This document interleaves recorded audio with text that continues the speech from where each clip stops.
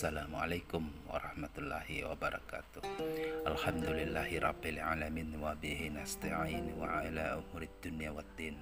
Wassalatu wassalamu ala asrafil anbiya'i wal mursalin wa ala alihi wa sahbihi ajma'in, amma ba'du. Alhamdulillahi rabbil alamin. Kita bertemu lagi di channel DKM Al-Mu'min TV.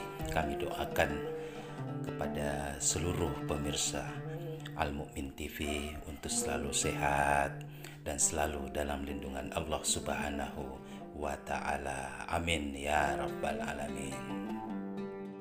Alhamdulillah, insyaallah para pemirsa Al-Mu'min TV rahimakumullah, kita bertemu lagi di part kedua tentang iblis, jin dan setan, perihal perbedaan ketiga makhluk Allah Subhanahu wa Ta'ala ini.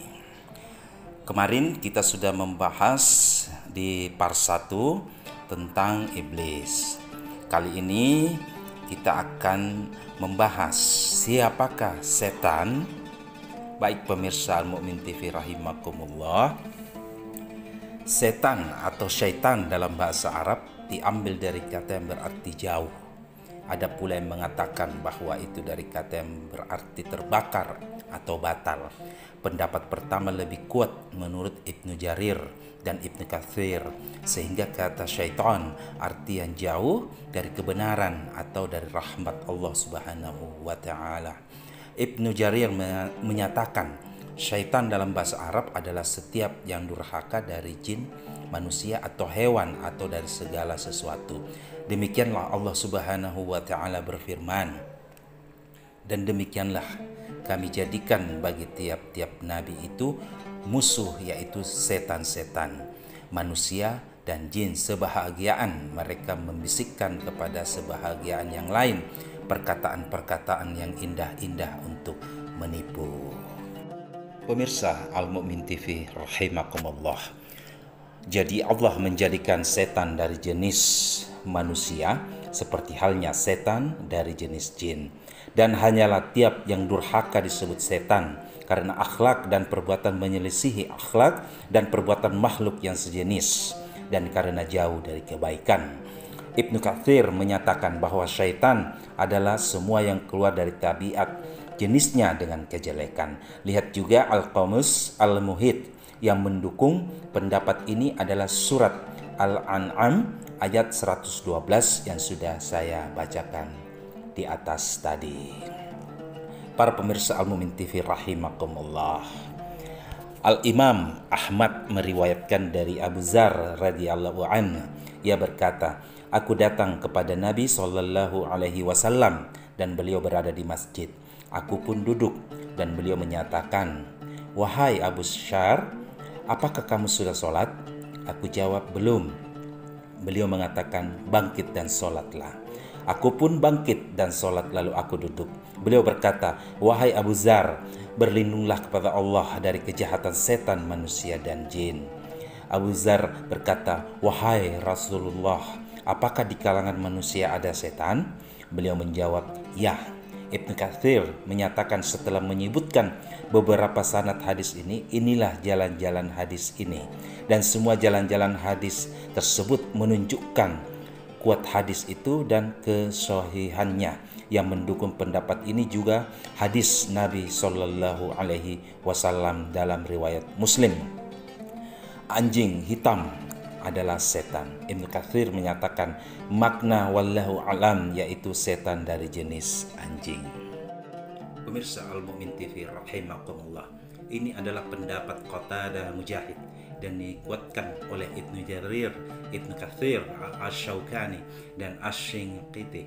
Dalam masalah ini ada tafsir lain terhadap ayat itu, tapi itu adalah pendapat yang lemah. Ketika membicarakan tentang setan dan tekad dalam menyesatkan manusia, Allah Subhanahu wa Ta'ala berfirman, iblis menjawab, beri tangguhlah aku sampai waktu mereka dibangkitkan. Allah berfirman, sesungguh kamu termasuk mereka yang diberi tangguh. Iblis menjawab, karena engkau telah menghukumiku tersesat, aku benar-benar akan mengajak mereka dari jalan engkau yang lurus. Kemudian aku akan mendatangi mereka dari muka dan dari belakang mereka, dari kanan dan dari kiri mereka, dan engkau tidak akan mendapati kebanyakan mereka bersyukur. Setan adalah turunan iblis sebagaimana firman Allah Subhanahu wa ta'ala. Patutlah kamu mengambil dia dan turunan-turunan sebagai pemimpin selainku, sedang mereka adalah musuhmu. Amat buruklah iblis itu sebagai pengganti bagi orang-orang yang zalim. Turunan-turunan iblis yang dimaksud dalam ayat ini adalah setan-setan. Penggambaran tentang jin al-jinnu berasal dari kata janna syai'un ya junnuhu yang bermakna satarahu. Maka segala sesuatu yang tertutup berarti tersembunyi. Jadi jin itu disebut dengan jin karena keadaan yang tersembunyi. Jin memiliki roh dan jasad. Dalam hal ini Syaikhuna Muqbil bin Hadi rahimahullah mengatakan, jin memiliki roh dan jasad. Hanya saja mereka dapat berubah-ubah bentuk dan menyerupai sosok tertentu, serta mereka bisa masuk dari tempat manapun. Pemirsa Al-Mu'min TV rahimakumullah, Nabi Sallallahu Alaihi Wasallam memerintahkan kepada kita agar menutup pintu-pintu sembari beliau mengatakan, sesungguh setan tidak dapat membuka yang tertutup. Beliau memerintahkan agar kita menutup bejana-bejana dan menyebut nama Allah Subhanahu wa ta'ala atasnya. Demikian pula bila seseorang masuk ke rumah kemudian membaca bismillah, maka setan mengatakan tidak ada kesempatan menginap. Jika seseorang makan dan mengucapkan bismillah, maka setan berkata tidak ada kesempatan menginap dan bersantap malam. Jin bisa berwujud seperti manusia dan binatang, dapat berupa ular dan kalajengking, juga dalam wujud unta, sapi, kambing, kuda, bigal, keledai, dan juga burung, serta bisa berwujud Bani Adam seperti waktu setan mendatangi kaum musyrikin dalam bentuk Suraqah bin Malik kala mereka hendak pergi menuju Badar. Mereka dapat berubah-ubah dalam bentuk yang banyak seperti anjing hitam atau juga kucing hitam, karena warna hitam itu lebih signifikan bagi kekuatan setan dan mempunyai kekuatan panas. Kaum jin memiliki tempat tinggal yang berbeda-beda. Jin yang soleh bertempat tinggal di masjid dan tempat-tempat yang baik, sedangkan jin yang jahat dan merusak, mereka tinggal di kamar mandi dan tempat-tempat yang kotor. Tulang dan kotoran hewan adalah makanan jin. Di dalam sebuah hadis Rasulullah Sallallahu Alaihi Wasallam berkata kepada Abu Hurairah radhiyallahu anhu, carikan beberapa buah batu untuk kugunakan bersuci, dan janganlah engkau carikan tulang dan kotoran hewan. Abu Hurairah radhiyallahu anhu berkata, aku pun membawakan untuk beberapa buah batu dan kusimpan di sampingnya, lalu aku menjauh hingga beliau menyelesaikan hajatnya. Aku bertanya, ada apa dengan tulang dan kotoran hewan? Beliau menjawab, keduanya termasuk makanan jin. Aku pernah didatangi rombongan utusan jin dari Nasbin, dan mereka adalah sebaik-baik jin. Mereka meminta bekal kepadaku, maka aku berdoa kepada Allah untuk mereka agar tidaklah mereka melewati tulang dan kotoran, melainkan mereka mendapatkan makanan. Pemirsa Al-Mu'min TV rahimakumullah, jadi gambaran tentang jin, setan, dan iblis adalah wazan dari fi'il, diambil dari asal kata al-iblas yang bermakna at-ta'iyas, dari rahmat Allah Subhanahu wa ta'ala. Mereka adalah musuh nomor wahid bagi manusia, musuh bagi Adam dan keturunannya.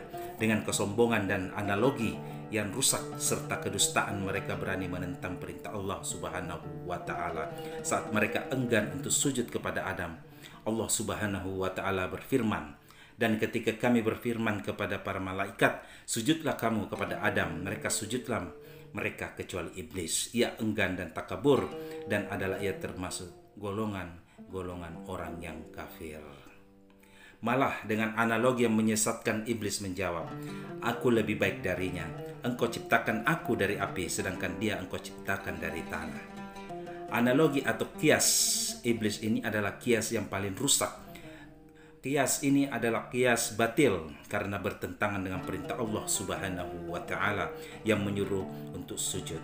Sedangkan kias Jika berlawanan dengan nas, maka ia menjadi batil, karena maksud dari qiyas adalah menetapkan hukum yang tidak ada pada nas, mendekatkan sejumlah perkara kepada yang ada nas, sehingga keberadaan menjadi pengikut bagi nas. Bila qiyas itu berlawanan dengan nas dan tetap digunakan atau diakui, maka konsekuensinya akan menggugurkan nas, dan inilah qiyas yang paling buruk. Pemirsa Al-Mu'min TV rahimakumullah, sumpah mereka untuk menggoda Bani Adam terus berlangsung sampai hari kiamat. Setelah mereka berhasil menggoda Abul Bashar Adam dan vonis sesat dari Allah Subhanahu wa Ta'ala untuk mereka, Allah Subhanahu wa Ta'ala mengingatkan kita dengan firman-Nya, "Hai anak Adam, janganlah sekali-kali kamu dapat ditipu oleh setan, sebagaimana ia telah mengeluarkan kedua ibu bapakmu dari surga. Ia menanggalkan pakaian kedua untuk memperlihatkan kepada kedua auratnya. Sesungguhnya ia dan pengikut-pengikut melihat kamu dari suatu tempat yang kamu tidak dapat melihat mereka.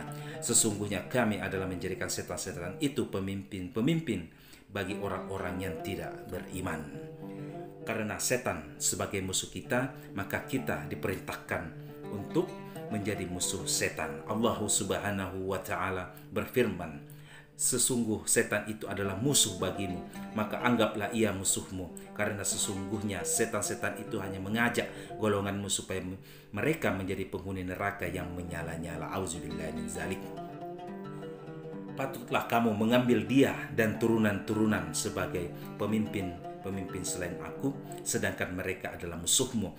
Amat buruklah iblis itu sebagai pengganti bagi orang-orang yang zalim." Semoga kita semua terlindung dari godaan-godaan setan. Wal ilmu indallah.